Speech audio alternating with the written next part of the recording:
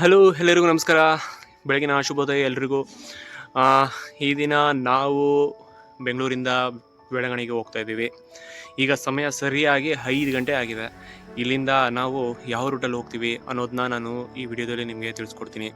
ಬಹುಶಃ ಈ ವಿಡಿಯೋ ನಿಮಗೆ ಸೀರೀಸ್ ಆಗಿ ಬರ್ಬೋದು, ತುಂಬ ವಿಡಿಯೋಸ್ಗಳಿಂದ ಬರ್ಬೋದು. ದಯವಿಟ್ಟು ಸಬ್ಸ್ಕ್ರೈಬ್ ಮಾಡಿ, ಯಾಕಂದರೆ ಒಂದು ವಿಡಿಯೋ ಮಿಸ್ ಆದರೆ ಮತ್ತೆ ಇನ್ನೊಂದು ವಿಡಿಯೋ ನಿಮ್ಗೆ ಸಿಗೋದಿಲ್ಲ. ಅದರಿಂದ ಹೇಳ್ತಾ ಇದ್ದೀನಿ, ದಯವಿಟ್ಟು ಸಬ್ಸ್ಕ್ರೈಬ್ ಮಾಡಿ. ಆವಾಗ ನಾನು ಹಾಕುವಂಥ ಎಲ್ಲ ವಿಡಿಯೋಗಳು ನೀವು ನೋಡ್ಬೋದು.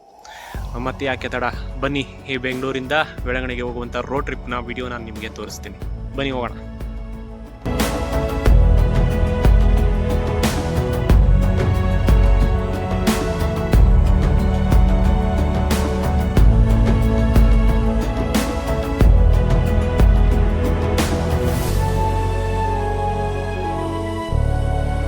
ಕಪ್ಪು ಕಾಬಿಡಿನಿ, ಮೊದಲೇ ಕಪ್ಪು, ಅದ್ರಲ್ಲಿ ಮತ್ತೆ ಇನ್ನಷ್ಟು ಕಪ್ಪಾಗಿದ್ದೀನಿ.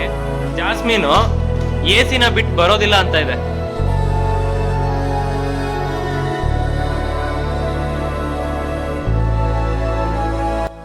ನೀವೇನಾದರೂ ಬೆಳಗಣಿಗೆ ಪ್ಲ್ಯಾನ್ ಹಾಕಿದ್ರೆ ನಾನು ಹೇಳುವಂಥ ಪಾಯಿಂಟ್ಸ್ ಖಂಡಿತವಾಗಿ ನಿಮ್ಮ ತಲೆಯಲ್ಲಿ ಇದ್ದೇ ಇರುತ್ತೆ. ನಾನು ಯಾವ ರೂಟಲ್ಲಿ ಹೋಗಬೇಕು, ಎಲ್ಲಿ ಸ್ಟೇ ಮಾಡಬೇಕು, ಮತ್ತು ಹೋಗುವಂಥ ರೂಟಲ್ಲಿ ನಮಗೆ ಫುಡ್ ಎಲ್ಲ ಸಿಗುತ್ತಾ, ಬೆಳಗಣಿಯಲ್ಲಿ ಫುಡ್ ಎಲ್ಲ ಹೇಗಿದೆ, ಅದೇ ರೀತಿ ಬೆಳಗಣಿನ ನಾವು ಏನೆಲ್ಲ ನೋಡ್ಬೋದು, ಬೆಳಗಣಿ ಸುತ್ತಮುತ್ತ ನಾವು ಏನೆಲ್ಲ ಎಕ್ಸ್ಪ್ಲೋರ್ ಮಾಡ್ಬೋದು, ಇದೆಲ್ಲ ನಿಮ್ಗೆ ಯೋಚನೆ ಬಂದೇ ಬರುತ್ತೆ. ಆದ್ದರಿಂದ ಅವ್ರಿಗೋಸ್ಕರ ನಾನು ಪ್ರಾಕ್ಟಿಕಲಾಗಿ ವಿಡಿಯೋ ಮಾಡಿ ತೋರಿಸ್ತಾ ಇದ್ದೀನಿ. ಈಗಾಗಲೇ ನಾನು ವಿಡಿಯೋ ಮಾಡಿದ್ದೀನಿ ಈ ಬೆಳಗಣೆ ಬಗ್ಗೆ, ಆದರೂ ಈ ವಿಡಿಯೋದಲ್ಲಿ ಪ್ರಾಕ್ಟಿಕಲಾಗಿ ನಾನು ವಿಡಿಯೋ ಮಾಡಿ ತೋರಿಸ್ತೀನಿ. ಸೊ ಕಡೆವರೆಗೂ ಈ ವಿಡಿಯೋ ನೋಡಿ, ಎಲ್ಲೂ ಮಿಸ್ ಮಾಡಬೇಡಿ. ಬೆಂಗಳೂರಿನಿಂದ ಸುಮಾರು 450 ಕಿಲೋಮೀಟರ್ ದೂರದಲ್ಲಿರುವಂಥ ಈ ಬೆಳಗಣಿಗೆ ನೀವು ತಿರುವಣ್ಣಾಮಲೆಯಿಂದ ಹೋಗಿ ನಿಮಗೆ ಹತ್ರ ಆಗುತ್ತೆ, ಟೈಮ್ ಸಹ ಸೇವ್ ಆಗುತ್ತೆ. ನೀವು ಬೇಕಾದರೆ ಸೇಲಮ್ಮು, ತಂಜಾವೂರು ಮೇಲೆ ಸಹ ಹೋಗ್ಬೋದು, ಅದು ನಿಮ್ಮ ಚಾಯ್ಸು. ಬೆಳಗ್ಗೆ 5 ಗಂಟೆಗೆ ಬಿಟ್ಟಂತ ನಮಗೆ ಎಲ್ಲೂ ಬ್ರೇಕೇ ಸಿಕ್ಕಿಲ್ಲ, ಆದ್ದರಿಂದ ಸ್ವಲ್ಪ ಟಿಫನ್ ಮಾಡಿಕೊಂಡು ಹಾಗೆ ಇಲ್ಲಿ ಸ್ವಲ್ಪ ಬ್ರೇಕ್ ತೊಗೊಂಡ್ವಿ. ಇವಾಗ ತಾನೇ ಇಲ್ಲೊಂದು ಶಾರ್ಟ್ ಬ್ರೇಕ್ ಹಾಕಿದ್ವಿ. ಒಂದು 2 ಅವರಿಂದ ರೆಸ್ಟ್ ಇಲ್ಲ, ಡ್ರೈವ್ ಮಾಡ್ತಾನೆ ಇದ್ದೀನಿ. ಇವಾಗ ಹೊಸೂರು ಕ್ರಾಸ್ ಆಗಿ ಕೃಷ್ಣಗಿರಿ ರೋಡಲ್ಲಿ ಇದ್ದೀನಿ. ಸೊ ಇವತ್ತು ನಮ್ಮ ಜೊತೆಗೆ ಕೇವಲ ನಾವು ಮಾತ್ರ ಅಲ್ಲ, ನಮ್ಮ ಜೊತೆಗೆ ನಮ್ಮ ಜಾಸ್ಮಿನ್ ಅವರು ಬರ್ತಾ ಇದ್ದಾರೆ. ಅವ್ರನ್ನ ಯಾವ ಹೋಟೆಲ್ ಕರ್ಕೊಂಡು ಹೋಗ್ತೀನಿ, ಏನು ಮಾಡ್ತೀನಿ ಅನ್ನೋದನ್ನ ನಾನು ನಿಮಗೆ ಮುಂದೆ ನಮ್ಗೆ ತೋರಿಸ್ತೀನಿ. ನೆನಪಿರಲಿ, ನಿಮಗೆ ಕೃಷ್ಣಗಿರಿ ಬಿಟ್ಟರೆ ತಿರುವಣ್ಣಾಮಲೆವರೆಗೂ ನಿಮಗೆ ಎಲ್ಲೂ ಬ್ರೇಕ್ಫಾಸ್ಟ್ ಮಾಡೋದಕ್ಕೆ ಹೋಟೆಲ್ಸ್ ಇಲ್ಲ. ಸೊ ಆದ್ದರಿಂದ ನೀವೇನಾದರೂ ಟಿಫನ್ ಮಾಡೋಗಿದ್ರೆ ಕೃಷ್ಣಗಿರಿಯಲ್ಲೇ ಮಾಡಿಬಿಡಿ. ಈಗ ನಾವು ಕೃಷ್ಣಗಿರಿ ಬಿಟ್ಟು ತಿರುವಣ್ಣಾಮಲೈ ರೂಟಲ್ಲಿದ್ದೀವಿ. ಈಗ ಇಲ್ಲಿಂದ ಸುಮಾರು 90 ಕಿಲೋಮೀಟರ್ ತಿರುವಣ್ಣಾಮಲೈ. ಈಗ ಒಂದು ಚಿಕ್ಕದಾಗ ಒಂದು ಬ್ರೇಕ್ ಹಾಕಿದ್ದೀವಿ. ನಮ್ಮ ಜೊತೆಗೆ ನಮ್ಮ ಪ್ರೀತಿಯ ಜಾಸ್ಮಿನ್ ಅವರು ಸಹ ಬರ್ತಾ ಇದ್ದಾರೆ. ಏನು ಮಾಡ್ತಾ ಇದ್ದಾರೆ ನೋಡೋಣ ಬನ್ನಿ. ನಮ್ಮ ಜಾಸ್ಮಿನ್ ಅವರು ಆರಾಮಾಗಿ ಹಿಂದೆ ಕೂತಿದ್ದಾರೆ. Hi hi jasmine. ಜಾಸ್ಮಿನ್ ಏನು ನೋಡ್ತಾ ಇದ್ದಾರೆ ಅಂತ ನಾನು ಅನ್ಕೊಂಡೆ. ಅಲ್ಲಿ ಕೋಳಿಗಳಿದಾವಂತೆ, ಕೋಳಿಗಳನ್ನ ಕ್ಯಾಚ್ ಮಾಡೋದಕ್ಕೆ ಪ್ಲಾನ್ ಆಗ್ತಾ ಇರೋರು.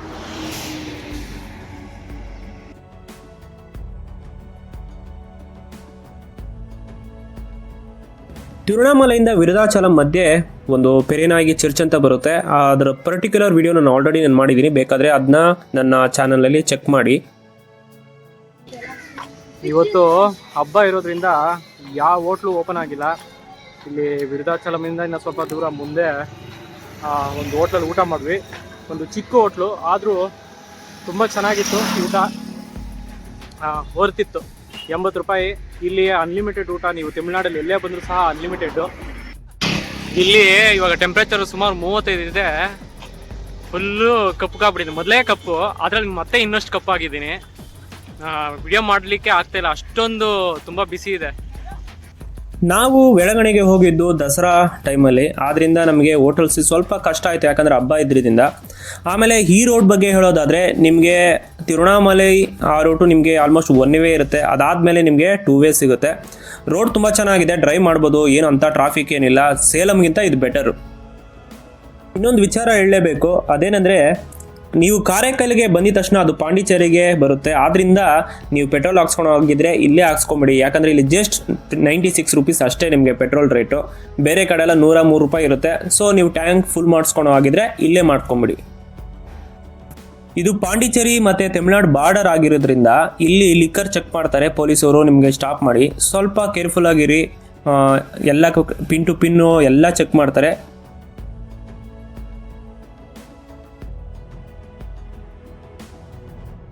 ನಾಗಪಟ್ಟಣಮಿಂದ ಬೆಳಗಣಿಗೆ ಹೋಗುವಂಥ ಮಾರ್ಗ ಸ್ವಲ್ಪ ಒಂದು 2-3 ಕಿಲೋಮೀಟರ್ ನಿಮಗೆ ರೋಡ್ ಕನ್ಸ್ಟ್ರಕ್ಷನ್ ಆಗ್ತಾ ಇದೆ, ಅಷ್ಟೊಂದು ಚೆನ್ನಾಗಿಲ್ಲ.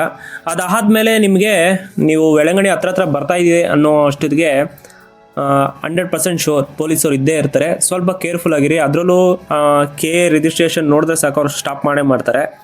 ನಿಮಗೆ ಆ ಟೆನ್ಷನ್ ಬೇಡ ಅನ್ನೋ ಆಗಿದ್ದರೆ ನೀವು ಬೇಕಾದ್ರೆ ಲೆಫ್ಟ್ ಸೈಡ್ ಎತ್ಕೊಂಡು ಊರೊಳಗಿಂದ ಬೆಳಗಣಿಗೆ ಹೋಗ್ಬೋದು. ನಾನು ಪ್ರತಿ ಸಲ ಬಂದಾಗೂ ಇಲ್ಲಿ ಲೆಫ್ಟ್ ಸೈಡ್ ಬೆಳಗಣಿಗೆ ಹೋಗೋದಕ್ಕೆ ಮುಂಚೆ ಒಂದು ಲೆಫ್ಟ್ ಸೈಡ್ ರೋಡ್ ಬರುತ್ತೆ, ಆ ರೋಡ್ ತೊಗೊಂಡು ಮತ್ತೆ ಊರೊಳಗೆ ಹೋಗೋದು.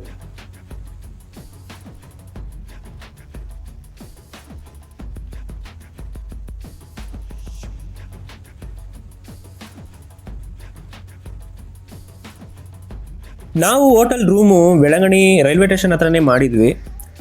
3ನೇ ಫ್ಲೋರಲ್ಲಿಂದ ನಾನು ನಿಮಗೆ ತೋರಿಸ್ತಾ ಇದ್ದೀನಿ ನೋಡಿ, ಅದು ರೈಲ್ವೆ ಸ್ಟೇಷನು. ನಿಮಗೆ ಅಲ್ಲಿ ದೂರದಲ್ಲಿ ಕಾಣಿಸ್ತಾ ಇರೋದು ಚರ್ಚ್ ಮೈನ್ ಶ್ರೈನ್, ಅದು ಅಲ್ಲಿಂದ ಈ ಕಡೆ ನಿಮಗೆ ಕಾಣಿಸ್ತಾ ಇರೋದು ಮಾರ್ನಿಂಗ್ ಸ್ಟಾರ್ ಚರ್ಚ್. ಇನ್ನು ರೂಮ್ ಹೇಗಿದೆ ಅಂತ ತೋರಿಸ್ತೀನಿ ನೋಡಿ. ಇದು 4 ಬೆಡ್ ಇದೆ, 4 ಜನ ಮಲ್ಕೋಬೋದು. ಆದರೆ ನಾವಿರೋದು ಇವಾಗ ಸದ್ಯಕ್ಕೆ 3 ಜನ, ಇವನ್ ಲೆಕ್ಕ ಇಲ್ಲ. AC ಫ್ಯಾನ್ ಇದೆ. ಓಕೆ, ನಮಗೆ ರೂಮು ಇದ್ರ ಕತೆ ದೊಡ್ಡ ಕತೆ ಇದೆ, ನಾನು ಹೇಳ್ತೀನಿ. ಓಕೆ, ಶವರು. ನಮಗೆ ಈ ರೂಮ್ ಸಿಗೋದಕ್ಕೆ ಎಷ್ಟು ಕಷ್ಟಪಟ್ಟಿದ್ದೀವಿ ಅಂದರೆ, ನಮಗೆ ಬೆಳಗಣಿಯಲ್ಲಿ ಎಲ್ಲೂ ನಮಗೆ ರೂಮ್ ಸಿಗಲಿಲ್ಲ, ಎಲ್ಲ ಕಡೆ ಬುಕ್ ಆಗೋಗಿದೆ. ನಾವು ಯೂಶ್ವಲಿ ಬಂದರೆ ನಾವು ಹೋಟೆಲ್ ಪಿಕ್ನಿಕಲ್ಲಿ ಬುಕ್ ಮಾಡ್ತೀವಿ, ಇಲ್ಲಿ ಓಲಿ ಗೆಸ್ಟ್ ಹೌಸಲ್ಲಿ ಮಾಡ್ತೀವಿ. ಆದರೆ ಎಲ್ಲ ಕಡೆ ಫುಲ್ ಬುಕ್ ಆಗೋಗಿದೆ. ನಮಗೆ ಫೈನಲ್ ಆಗಿ ನಮ್ಗೆ ಸಿಕ್ಕಿದ್ದು ಇದು. ಇದ್ರ ಬಗ್ಗೆ ಎಷ್ಟಾಯಿತು ಏನು ಅಂತ ನಾನು ಕಡೆಯಲ್ಲಿ ಹೇಳ್ತೀನಿ, ಹೋಟೆಲ್ದು ಡೀಟೇಲ್ಸ್ ಎಲ್ಲ ಕಂಪ್ಲೀಟ್ ಆಗಿ. ಏನು ಸಿಬಿ ಬಾಗಿಲು ತೆಗಿಬೇಕಂತ ಏನಾಯ್ತು? ಏನ್ಮಾ ಇವಳಿಗೆ ಬಾಗಿಲು ತೆಗಿಬೇಕಂತೆ, ಬಾಗಿಲು ತೆಗೆದು ಆಚೆ ಹೋಗ್ಬೇಕಂತೆ, ಆಚೆ ಹೋಗಿ ಕಾಗೆಗಳು ಹಿಡಿಬೇಕಂತೆ. ಅದಕ್ಕೆ ಇಲ್ಲಿ ಕಾಯ್ತಾ ಇರೋದು, ಡೋರ್ ತೆಗಿ ಅಂತ. ನಮ್ ಜಾಸ್ಮೀನು ಬರೋದಿಲ್ಲ ಅಂತೆ, ಕಾಗೆ ಇಡ್ಬೇಕಂತೆ. ಆದ್ರಿಂದ ಅವಳನ್ನ ರೂಮಲ್ಲೇ ಬಿಟ್ಬಿಟ್ಟು ನಾವು ಚರ್ಚ್ ಕಡೆ ಹೋಗ್ತೀವಿ. ನಾವು ಬೆಳಗಣಿಗೆ ಬರೋಷ್ಟೊತ್ತಿಗೆ 3:30 ಆಗಿತ್ತು. ನಾವೆಲ್ಲ ರೆಡಿಯಾಗಿ ಸ್ವಲ್ಪ ಫ್ರೆಶ್ ಅಪ್ ಎಲ್ಲ ಆಗಿ ನಾವು ಆಚೆ ಹೋಗೋಷ್ಟೊತ್ತಿಗೆ ಒಂದು 5:30-6 ಗಂಟೆ ಆಯಿತು. ಇದು ಮಾರ್ನಿಂಗ್ ಸ್ಟಾರ್ ಚರ್ಚ್ಗೆ ಹೋಗುವಂಥ ದಾರಿ.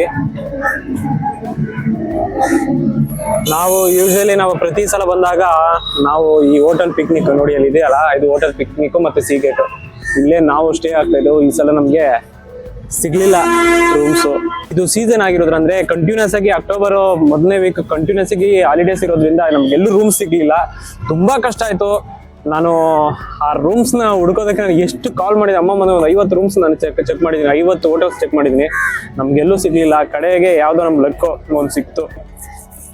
ಈಗ ನೀವು ನೋಡ್ತಾ ಇರೋದು ಮಾರ್ನಿಂಗ್ ಸ್ಟಾರ್ ಚರ್ಚು. ಅಂದರೆ ಬೆಳಗಣಿಲಿ ಮೈನ್ ಶ್ರೈನ್ ಹತ್ರ ಪ್ರಾರ್ಥನೆ ಮಾಡೋಕ್ಕೆ ಕಷ್ಟ ಆಗುತ್ತೆ ಅಂತ ಅದನ್ನ ಇಲ್ಲಿ ಕೆಲವೊಂದ್ಸಾರಿ ಪ್ರಾರ್ಥನೆ ಇಲ್ಲೂ ಸಹ ನಡೆಯುತ್ತೆ. ಇಲ್ಲಿ ತುಂಬಾ ದೊಡ್ಡದಾಗಿದೆ ಸ್ಪೇಸ್, ನಿಮಗೆ ಆಮೇಲೆ ನಾನು ತೋರಿಸ್ತೀನಿ. ಈಗ ನಿಮ್ಗೆ ಅತಿ ದೊಡ್ಡದಾದಂತ ಒಂದು ಜೀಸಸ್ ಸ್ಟ್ಯಾಚ್ಯೂನ ತೋರಿಸ್ತೀನಿ ನೋಡಿ.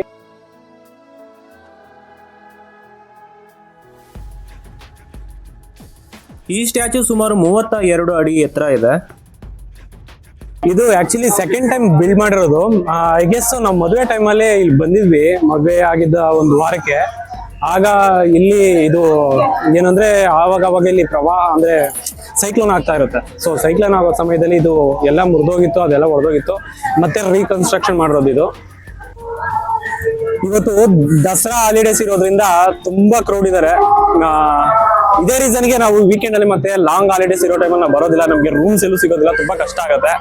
ಆದ್ರೂ ಈ ಸಲ ಅಕ್ಟೋಬರ್ 2ನೇ ತಾರೀಕು ಒಂದು ಸ್ಪೆಷಲ್ ಇದೆ. ಅದೇನಂತಂದ್ರೆ ನಮ್ಮ ಜೋಶ್ಮಿನ್ ಅವರ ಬರ್ಡೇ, ಅಂದ್ರೆ ನನ್ನ ಮಗನ ಬರ್ಡೇ, 6ನೇ ವರ್ಷದ ಬರ್ಡೇ. ಸೊ ಅವ್ರ ಬರ್ಡೇನ ಇಲ್ಲಿ ಸೆಲೆಬ್ರೇಷನ್ ಮಾಡ್ಬೇಕು ಅಂತ ನಾವು ಇಲ್ಲಿ ಬಂದಿದ್ದು. ಈಗ ನೀವು ನೋಡ್ತಾ ಇರೋದು ಚರ್ಚ್ ಮೈನ್ ಶ್ರೈನ್. ಇದು ಮುಂದೆ ಮಾಸ್ ನಡೆಯುತ್ತೆ, ಹಿಂದೆ ಶ್ರೈನ್ ಇದೆ. ಈಗ ಸದ್ಯಕ್ಕೆ ಜಸ್ಟ್ ನಾವು ಶ್ರೈನ್ ನೋಡ್ತೀವಿ, ನಾಳೆ ಬೆಳಗ್ಗೆ ಬಂದು ಮಾಸ್ ಅಟೆಂಡ್ ಮಾಡ್ತೀವಿ. ಚರ್ಚಿನ ಮುಂದೆ ನಿಮಗೆ ಮೊಣಕಾಲಲ್ಲಿ ಹೋಗುವಂಥ ಮಾರ್ಗ, ಅಂದರೆ ಓಲಿಪಾತ್ ಅಂತಾರೆ ಇದನ್ನ. ಯಾವುದಾದ್ರೂ ಅರ್ಕೆಗಳು ಏನಾದರೂ ಇದ್ದರೆ ಅದನ್ನು ತೀರಿಸುವಂಥ ಜಾಗ. ಸುಮಾರು 800 ಮೀಟ್ರ್ ದೂರ ಇದೆ ಇದು. ಇತ್ತೀಚೆಗಷ್ಟೇ ಒಂದು ಜೀಸಸ್ ಜೊತೆ ಒಂದು ಫೋಟೋ ಹಿಡಿಯುವಂಥ ಒಂದು ಜಾಗ ಮಾಡಿದ್ದಾರೆ. ಒಂದು 10 ರೂಪಾಯಿ ಕೊಟ್ಟು ಅಲ್ಲಿ ಫೋಟೋ ಹೋಗಿ ಇಡಿಸ್ಕೋಬೋದು. ಇದು ಚರ್ಚಿನ ಪಕ್ಕದಲ್ಲೇ ಇದೆ.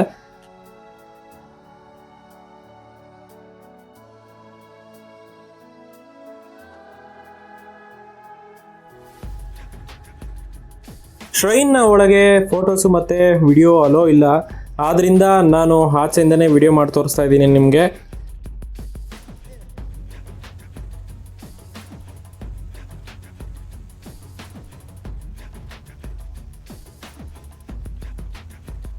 ನನ್ನ ಮಗನ ಹುಟ್ಟಿದಬ್ಬ ಮಾರನೇ ದಿನ ಇತ್ತು, ಆದ್ದರಿಂದ ನಾವು ಮಾಸ್ ಅಟೆಂಡ್ ಮಾಡೋಣ ನೆಕ್ಸ್ಟ್ ದಿನ ಅಂತ ಹೇಳಿ ಅವನಿಗೆ ಬಟ್ಟೆಗಳು ಮತ್ತು ಏನಾದರೂ ಶಾಪಿಂಗ್ ಮಾಡೋಣ ಅಂತ ನಾವು ಹೊರಟಿದ್ದು ಬೀಚ್ ಕಡೆಗೆ. ನೀವು ಈ ಬೀಚ್ ರೋಡಲ್ಲಿ ಹೋದರೆ ನಿಮಗೆ ಶಾಪಿಂಗ್ ಮಾಡಿದ್ರೆ ಸ್ವಲ್ಪ ಚೀಪಾಗಿರುತ್ತೆ ಬೇರೆ ಕಡೆ ಕಂಪೇರ್ ಮಾಡಿದ್ರೆ.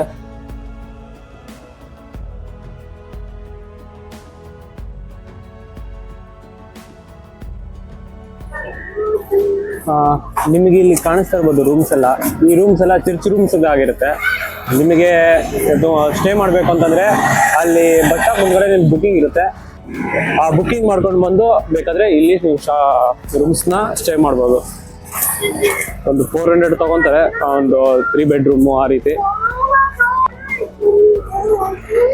ನೋಡಿ, ಎಲ್ಲಂದ್ರೆ ಅಲ್ಲಿ ಪಾರ್ಕಿಂಗ್ ಮಾಡಿದ್ರೆ ಪೊಲೀಸವ್ರ ಕಾಟ. ಸೊ ನೀವು ಪಾರ್ಕಿಂಗ್ ಮಾಡ್ಬೇಕಂದ್ರೆ ಫ್ರೀ ಪಾರ್ಕಿಂಗ್ ಎಲ್ಲ ಹಾಕಿ. ನಿಮಗೆ ಹೋಟೆಲ್ ಸ್ಫೂರ್ತಿ ಇದೆಯಲ್ಲ, ಸೊ ಅದು ಆಪೋಸಿಟ್ ರೋಡಲ್ಲಿ ನಿಮಗೆ ಫ್ರೀ ಪಾರ್ಕಿಂಗ್ ಇದೆ. ನಾವು ಮೊದಲನೇ ದಿನ ಮಾಸ್ ಅಟೆಂಡ್ ಮಾಡಲಿಲ್ಲ. ಕಾರಣ ಯಾಕಂದರೆ ಅಕ್ಟೋಬರ್ 2ನೇ ತಾರೀಕು ನನ್ನ ಮಗನ ಬರ್ಡೇ ಇತ್ತು. ಆ ದಿನ ಮಾಸ್ ಅಟೆಂಡ್ ಮಾಡೋಣ ಅಂತ ಅಕ್ಟೋಬರ್ 2ನೇ ತಾರೀಕು ನಾವು ಮಾಸ್ ಅಟೆಂಡ್ ಮಾಡಿದ್ವಿ. Heavy crowd. ಕಾರಣ ಯಾಕಂದರೆ ಲಾಂಗ್ ವೀಕೆಂಡ್ ಇತ್ತು, ಆದ್ದರಿಂದ ಫುಲ್ಲು ಕ್ರೌಡು. ಇನ್ನು ಬ್ರೇಕ್ಫಾಸ್ಟ್ ವಿಚಾರಕ್ಕೆ ಬಂದರೆ ಮಾರ್ನಿಂಗ್ ಟೈಮಲ್ಲಿ ಶ್ರೈನ್ ಪಕ್ಕದಲ್ಲಿ ನಿಮಗೆ ದೊಡ್ಡದಾದಂಥ ಇಡ್ಲಿ ಅಂಗಡಿಗಳು ಮತ್ತು ಚಿಕ್ಕದಾದಂಥ ಅಂಗಡಿಗಳು ಇಟ್ಟಿರ್ತಾರೆ. ಬ್ರೇಕ್ಫಾಸ್ಟಿಗೆ ಮಾತ್ರ ನೀವು ಅಲ್ಲಿ ಪರ್ಚೇಸ್ ಮಾಡಿ, ಯಾಕಂದರೆ ಕಂಪೇರ್ ಮಾಡಿದ್ರೆ ಬೇರೆ ಕಡೆ ಇಲ್ಲಿ ತುಂಬ ಚೀಪಾಗಿರುತ್ತೆ. ನಿಮ್ಗೆ ಅದು ಇಷ್ಟ ಆಗಲಿಲ್ಲ ಅಂದರೆ ಶ್ರೈನ್ ಪಕ್ಕದಲ್ಲೇ ಒಂದು ಚರ್ಚ್ ಕ್ಯಾಂಟೀನ್ ಇದೆ, ಅಲ್ಲೂ ಸಹ ತುಂಬ ಚೀಪಾಗಿ ಸಿಗುತ್ತೆ. ಬರೀ ವೆಜಿಟೇರಿಯನ್ ಇರುತ್ತೆ, ತುಂಬ ಟೇಸ್ಟಿಯಾಗಿರುತ್ತೆ. ಈಗ ನೀವು ನೋಡ್ತಾ ಇರೋದು ಮಾತಾ ಕುಲಮ್ಮು ಚರ್ಚು. ಇದು ಓಲ್ಡ್ ಚರ್ಚ್. ಇದು ನೀವು ಹೇಗೆ ಶ್ರೈನ್ನ ಅಟೆಂಡ್ ಮಾಡ್ತೀರೋ ಇದು ಅಷ್ಟೇ ಮುಖ್ಯವಾದಂಥ ಒಂದು ಸ್ಥಳ ಆಗಿದೆ. ಇದನ್ನ ಮಿಸ್ ಮಾಡಬೇಡಿ. ಇಲ್ಲೇ ನಿಮಗೆ ಹೋಲಿ ವಾಟರ್ ಸಿಗುವಂಥ ಜಾಗ. ಇದೇ ಜಾಗದಲ್ಲಿ ಮಾತೆ ಮಾರಿಯಮ್ಮನವರು 2 ಬಾರಿ ದರ್ಶನ ಕೊಡ್ತಾರೆ. ಒಂದು ಅಂಗವಿಕಲ ಹುಡುಗನಿಗೆ, ಮತ್ತೊಂದು ಶಂಕರ ಎಂಬುವಂಥ ಒಬ್ಬ ಹುಡುಗನಿಗೆ. ಇಲ್ಲಿ ನೀವೇನಾದರೂ ಅರ್ಕೆಗಳು ಏನಾದರೂ ಕಟ್ಕೊಂಡಿದ್ರೆ ಇಲ್ಲಿ ಎಲ್ಲ ಅದನ್ನ ತೀರಿಸಬಹುದು.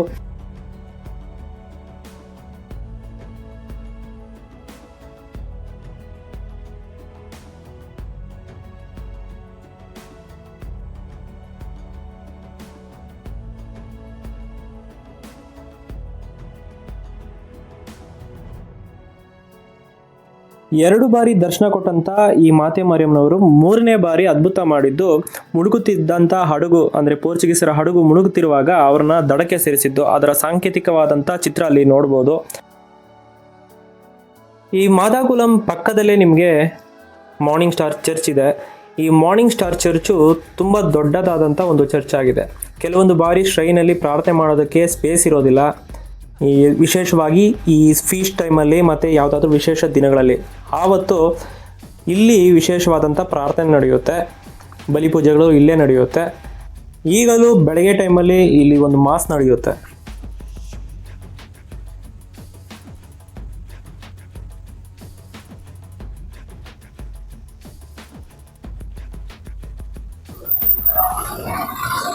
ಇದು ಸೆಬಾಸ್ಟಿಯನ್ ಚರ್ಚು. ಈ ಚರ್ಚಿನ ಅದಕ್ಕೂ ಸಹ ಒಂದು ಹಿಸ್ಟ್ರಿ ಇದೆ.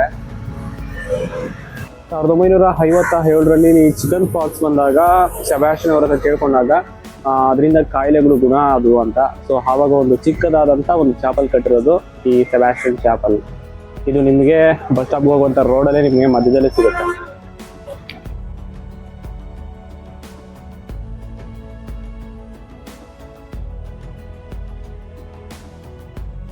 ಈ ಬೆಳವಣಿಗೆ ಬಗ್ಗೆ ಮತ್ತೆ ಈಗ ಹೇಗೆ ಬರಬೇಕು, ಯಾವ ಮಾರ್ಗದಲ್ಲಿ ಬರಬೇಕು ಅನ್ನೋದನ್ನ ಕಂಪ್ಲೀಟ್ ಆಗಿ ಒಂದು ವಿಡಿಯೋ ಆಲ್ರೆಡಿ ನಾನು ಮಾಡಿದ್ದೀನಿ.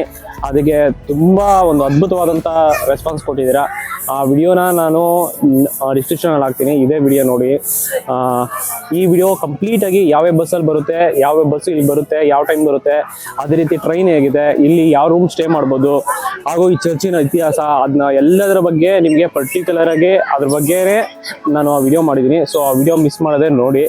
ಈ ವಿಡಿಯೋದಲ್ಲಿ ಈ ಚರ್ಚಿನ ನನ್ನ ಪರ್ಟಿಕ್ಯುಲರ್ ಎಕ್ಸ್ಪ್ಲೋರ್ ಮಾಡ್ತಾ ಇದ್ದೀನಿ. ಪರ್ಟಿಕ್ಯುಲರ್ ಆಗಿ ವ್ಲಾಗ್ ರೀತಿ ನಿಮಗೆ ಈ ವಿಡಿಯೋದಲ್ಲಿ ನಿಮಗೆ ತೋರಿಸ್ತೀನಿ. ನನ್ನ ಪರ್ಸನಲ್ ಎಕ್ಸ್ಪೀರಿಯನ್ಸ್ ಬಗ್ಗೆ ಹೇಳೋದಾದರೆ, ನೀವೇನಾದರೂ ಈ ವೇಳಂಗಣಿಗೆ ಬರೋ ಹಾಗಿದ್ರೆ ದಯವಿಟ್ಟು ವೀಕೆಂಡಲ್ಲಿ ಬರೋದಕ್ಕೆ ಸ್ವಲ್ಪ ಅವಾಯ್ಡ್ ಮಾಡಿ ಮ್ಯಾಕ್ಸಿಮಮ್. ಯಾಕಂದರೆ ವೀಕೆಂಡಲ್ಲಿ ನಿಮಗೆ ತುಂಬ ಕಷ್ಟ ಆಗುತ್ತೆ, ತುಂಬ ಕ್ರೌಡ್ ಇರುತ್ತೆ. ಆ ಟೈಮಲ್ಲಿ ಎಲ್ಲ ರೂಮ್ಸು ತುಂಬ ಎಕ್ಸ್ಪೆನ್ಸಿವ್ ಆಗಿರುತ್ತೆ. ಅದೇ ರೀತಿ ನಿಮಗೆ ದೇವ್ರ ದರ್ಶನ ಸಹ ಮಾಡೋದಕ್ಕೆ ಆಗೋದಿಲ್ಲ. ಆ ಟೈಮಲ್ಲಿ ತುಂಬ ಕ್ರೌಡ್ ಇದ್ದಾರೆ. ಇವಾಗ ನೀವು ನೋಡ್ತಾ ಇರ್ಬೋದು, ತುಂಬ ಕ್ರೌಡ್ ಇದ್ದಾರೆ. ಅದರಿಂದ ಸಾಧ್ಯ ಆದರೆ ವೀಕೆಂಡ್ನ ಅವಾಯ್ಡ್ ಮಾಡಿ. ಅದೇ ರೀತಿ ಫೀಸ್ಟ್ ಟೈಮಲ್ಲಿ ಸ್ವಲ್ಪ ಅವಾಯ್ಡ್ ಮಾಡಿ. ನಾರ್ಮಲ್ ಡೇಸಲ್ಲಿ ಬಂದರೂ ನೀವು ಆರಾಮಾಗಿ ನೀವು ದೇವರ ದರ್ಶನ ಮಾಡ್ಕೊಂಡು ಹೋಗ್ಬೋದು, ಎಂಜಾಯ್ ಮಾಡ್ಬೋದು, ಬೀಚಲ್ಲೆಲ್ಲ ಎಂಜಾಯ್ ಮಾಡ್ಬೋದು ಆ ಟೈಮಲ್ಲಿ.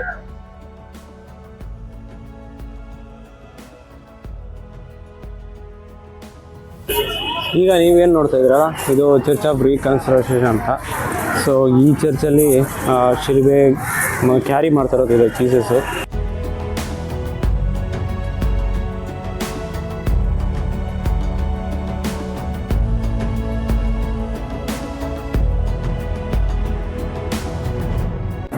ಈ ಚಾಪೆಲ್ ಪಕ್ಕದಲ್ಲೇ ನಿಮಗೆ ಮತ್ತೆ ಇನ್ನೊಂದು ಆಡೋರೇಷನ್ ಚಾಪೆಲ್ ಇದೆ. ಸೊ ಇದೇ ಮಾರ್ಗದಲ್ಲಿ ನೀವು ಹೋಗ್ಬೇಕಾಗುತ್ತೆ. ಇದು ನ್ಯೂ ಆಡೋರೇಷನ್ ಚಾಪೆಲ್. ಇಲ್ಲಿ ಆಡೋರೇಷನ್ ಚಾಪಲ್ ಪಕ್ಕದಲ್ಲೇ ಇಲ್ಲಿ ನಿಮಗೆ ಕನ್ಫೆಷನ್ ಇದೆ. ಸೊ ಎಲ್ಲ ಭಾಷೆಯಲ್ಲೂ ಕನ್ಫೆಷನ್ ಇರುತ್ತೆ, ಕನ್ನಡ ಬಿಟ್ಟು. ನಿಮಗೆ ಅಲ್ಲಿ ಕಾಣಿಸ್ತಿರೋದು ಕೌನ್ಸಿಲಿಂಗ್ ಸೆಂಟ್ರು. ಇಲ್ಲಿ ಪ್ರೇಯರ್ ಎಲ್ಲ ಮಾಡ್ತಾರೆ. ನೀವೇನೋ ಗ್ರೂಪ್ ಪ್ರೇಯರು ಅಥವಾ ಫ್ಯಾಮಿಲಿ ಪ್ರೇಯರ್ ಇಂಟೆನ್ಷನ್ ಹೇಳಿದ್ರೆ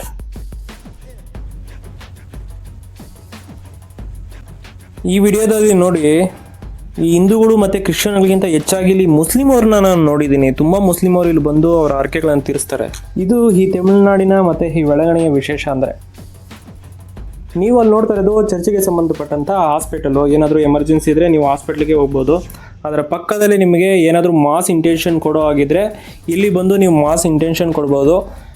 ನೀವು ಯಾವ ಇಂಟೆನ್ಷನ್ಸ್ಗಾಗಿ ಕೊಡ್ತಾ ಇದ್ದೀರೋ ಅನ್ನೋದನ್ನ ಅಲ್ಲಿ ಇರುತ್ತೆ ಒಂದು ಪೇಪರ್. ಆ ಪೇಪರ್ ತೊಗೊಂಡೆಲ್ಲ ಟಿಕ್ ಮಾಡಿಬಿಟ್ಟು ನೀವು ಅಲ್ಲಿ ಸಬ್ಮಿಟ್ ಮಾಡಿ. ಸೊ ನಿಮ್ದೇನಾದರೂ ಮಾಸ್ ಇಂಟೆನ್ಷನ್ ಇದ್ದರೆ ಇಲ್ಲಿ ನಿಮಗೆ ಆ ಪೇಪರಲ್ಲಿ ಲಿಸ್ಟು ನಿಮ್ಮದು ಡೀಟೇಲ್ಸ್ ಏನಿದೆ ಆ ಡೀಟೇಲ್ಸ್ ಎಲ್ಲ ಬರೆದ್ಬಿಟ್ಟು ಮತ್ತೆ ನಿಮ್ಮ ಮಾಸ್ ಇಂಟೆನ್ಷನ್ ಏನಿದೆ ಅದು ಬರೆದುಕೊಟ್ರೆ 150 ರೂಪೀಸ್ ಇರುತ್ತೆ. ಸೊ ನಿಮಗೆ ಮಾಸ್ ಕೊಡ್ಬೋದು. ಬಟ್ ಮಾಸ್ ಮಾರ್ನಿಂಗ್ 6 o'clock ಮಾತ್ರ ಅವರು ಇಂಟೆನ್ಷನ್ ಬರ್ಕೊತಾರೆ. ಮಧ್ಯಾಹ್ನದ ಮೇಲೆಲ್ಲ ಅವ್ರು ತೊಗೊಳೋದಿಲ್ಲ. ಅದರ ಪಕ್ಕದಲ್ಲೇ ನಿಮಗೆ ಒಂದು ಬಿಷಪ್ ಹೌಸ್ ಸಿಗುತ್ತೆ. ಇದು ತಂಜಾವೂರಿನ ಬಿಷಪ್ ಹೌಸ್ ಆಗಿದೆ. ಇದು ಶ್ರೈನ್ನ ಮುಂದ್ಗಡೆ ಒಂದು ಮ್ಯೂಸಿಯಂ ಇದೆ. ಆ ಮ್ಯೂಸಿಯಂನ ಮಿಸ್ ಮಾಡಬೇಡಿ, ತುಂಬ ಚೆನ್ನಾಗಿದೆ. ಒಳಗೆ ಎಲ್ಲ ಚರ್ಚಿನ ಇತಿಹಾಸ, ಅದ್ಭುತಗಳು ಏನೇನು ನಡೆದಿದೆ ಅದೆಲ್ಲ ಕೊಟ್ಟಿದ್ದಾರೆ. ಅದರ ಪಕ್ಕದಲ್ಲೇ ನಿಮಗೆ ಚರ್ಚಿನ ಸ್ಟಾಲ್ ಸಹ ಇದೆ. ನಿಮಗೆ ಸ್ಟಾಲಲ್ಲಿ ತುಂಬ ಕಾಸ್ಟ್ಲಿ ಆಗುತ್ತೆ ಅನಿಸೋದಾದರೆ ಆಚೆ ಸಹ ನೀವು ತೊಗೋಬೋದು. ಈಗ ನಾನು ಹಿಂದೆ ನೀವು ನೋಡ್ತಾ ಇರೋದು, ಇಲ್ಲೇ ನೀವು ತಲೆ ಮುಡಿ ಏನಾದರೂ ಕೊಡೋಗಿದ್ರೆ ಇಲ್ಲಿ ಕೊಡ್ಬೋದು. ಒಂದು ನೆನಪಿರಲಿ, ಇಲ್ಲಿ ತಲೆ ಮುಡಿ ಕೊಟ್ಟಿದ ತಕ್ಷಣ ಯಾವುದೇ ಕಾರಣಕ್ಕೂ ಆಚೆ ಬಂದು ಬಕೆಟ್ ಇಟ್ಕೊಂಡಿರೋರ ಹತ್ರ ಯಾವುದೇ ಕಾರಣಕ್ಕೂ ಏನು ಮಾತುಕತೆ ಮಾಡಕ್ಕೆ ಹೋಗ್ಬೇಡಿ. ಕಾರಣ ಯಾಕಂತಂದ್ರೆ ಇಲ್ಲಿ ಅವರು ನಿಮಗೆ ಟೋಪಿ ಹಾಕ್ತಾರೆ, ಅಲ್ಲಿ ಕರ್ಕೊಂಡೋಗಿ ಗಂಧ ಹಾಕ್ತೀನಿ ಅದು ಇದು ಅಂತ ಹೇಳ್ತಾರೆ. ಸೊ ಅದ್ರ ಬಗ್ಗೆ ಎಲ್ಲ ಸ್ವಲ್ಪ ಎಚ್ಚರಿಕೆ ಇರಲಿ.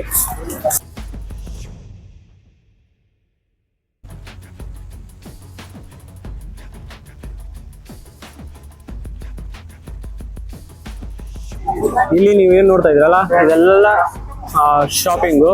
ಅಂದರೆ ಕ್ಯಾಂಡಲ್ ಮತ್ತು ಹೂವು ಎಲ್ಲ ಸಿಗುತ್ತೆ. ಬೇರೆ ಕಡೆ ಕಂಪೇರ್ ಮಾಡಿದ್ರೆ ಇಲ್ಲಿ ಕ್ಯಾಂಡಲ್ ತುಂಬ ರೇಟ್ ಜಾಸ್ತಿ ಇರುತ್ತೆ. ಆದ್ದರಿಂದ ನಾವು ಕ್ಯಾಂಡಲ್ ಎಲ್ಲ ತಗೋನೋ ಆಗಿದ್ರೆ ಪೂಂಡಿಯಿಂದನೇ ತೊಗೊಂಡ್ಬಿಡ್ತೀವಿ, ಅಥವಾ ಇಲ್ಲಿ ನಾಗಪಟ್ಟಣದಿಂದನೇ ತೊಗೊಂಡ್ಬಂದ್ಬಿಡ್ತೀವಿ. ಈಗ ನನ್ನ ಹಿಂದೆ ನೋಡ್ತಾ ಇರೋಂಥ ಶಾಪ್ಸ್ ಎಲ್ಲ ಬೀಚ್ ಹತ್ರನೇ ಇದೆ. ಇದೆಲ್ಲ ರೀಸೆಂಟಾಗಿ ಕಟ್ಟಿರೋದು, ಮೊದಲ ಇದೆಲ್ಲ ಇರಲಿಲ್ಲ. ವೇಳಗಣಿಲಿ ಉರಿ ಬಿಸಿಲು ಆದ್ದರಿಂದ ಸ್ವಲ್ಪ ಬೀಚಲ್ಲೆಲ್ಲ ಆಟ ಆಡಿ ನಾವು ಸ್ವಲ್ಪ ಮೈ ತಂಪು ಮಾಡ್ಕೊಂಡ್ವಿ. ಈ ಬೀಚು ಹಗಲೊತ್ತು ಒಂಥರ ಇದ್ರೆ ರಾತ್ರಿ ಹೊತ್ತೇ ಒಂಥರ ವೈಬ್ ಇರುತ್ತೆ.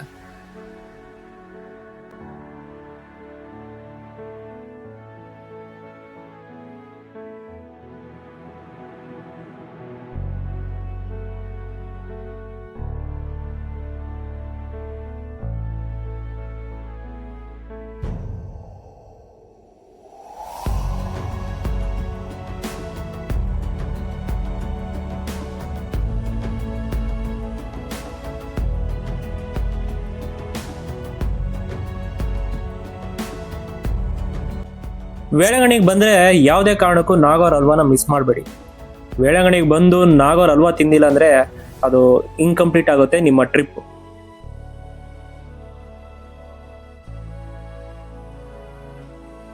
ಈ ವೇಳಾಂಗಣಿಯಲ್ಲಿ ತುಂಬ ಹೆಲ್ಪಿಂಗ್ ಹ್ಯಾಂಡ್ಸ್ ಅಂತ ಇದೆ, ಅಂದರೆ ತುಂಬ ಚಾರಿಟಿಗಳೆಲ್ಲ ಇದೆ.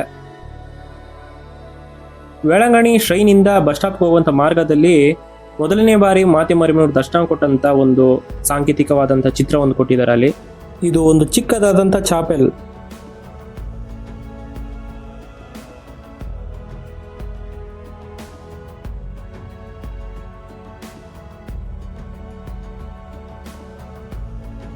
ಇಲ್ಲೂ ಸಹ ನೀವು ಸ್ಟೇ ಮಾಡ್ಬೋದು. ಇಲ್ಲೂ ಸಹ ರೂಮ್ಸ್ಗಳಿದ್ದಾವೆ. ನೀವು ಅಲ್ಲೇ ಬುಕ್ಕಿಂಗ್ ಇದ್ರ ಹತ್ರ ವಿಚಾರಿಸಿದ್ರೆ ನಿಮಗೆ ಗೊತ್ತಾಗುತ್ತೆ. ಇದೇ ರೋಡಲ್ಲಿ ನಿಮಗೆ ಪಾರ್ಕಿಂಗ್ ಸಹ ಇದೆ, ಫ್ರೀ ಪಾರ್ಕಿಂಗು. ನೀವು ರೂಮ್ ಚೆಕ್ಔಟ್ ಮಾಡಿ ಕೀಸ್ನ ಬೇಕಾದರೆ ಇಲ್ಲಿ ಕೊಡ್ಬೋದು. ಈಗ ನೀವು ನೋಡ್ತಾ ಇರೋದು ವೇಳಾಂಗಣಿಯ ಬಸ್ ಸ್ಟ್ಯಾಂಡು. ಇಲ್ಲಿ ನಿಮಗೆ ಎಲ್ಲ ಕಡೆ ಹೋಗೋದಕ್ಕೆ ಕೂಡ ಬಸ್ಸಸ್ ಇದೆ. ಬೆಂಗಳೂರಿಗೂ ಸಹ ಬಸ್ಸಸ್ ಇದೆ. ಅದು ಡೀಟೇಲ್ಸ್ ಎಲ್ಲ ನಾನು ನಿಮಗೆ ಕೊಡ್ತೀನಿ. ಟ್ರೈನ್ ಡೀಟೇಲ್ಸ್ ನಾನು ನಿಮಗೆ ವಿಡಿಯೋ ಎಂಡಿಂಗಲ್ಲಿ ಕೊಡ್ತೀನಿ. ನಾವು ಮನೆಗೆ ಹೋಗುವಂತ ಸಮಯ ಆದ್ರೆ ನಮ್ಮ ಜಾಸ್ಮೀನು ಎಸಿನ ಬಿಟ್ಟು ಬರೋದಿಲ್ಲ ಅಂತ ಇದೆ. ಇಲ್ಲೇ ಮಲ್ಕೊಂಡಿದೆ 2-3 ಡೇಸ್ ಇಂದ ಇದೇ ಎಸಿ ಕೆಳಗಡೆ ಮಲ್ಕೊಂತ ಇದೆ. ಫುಲ್ಲು ನಿದ್ದೆ.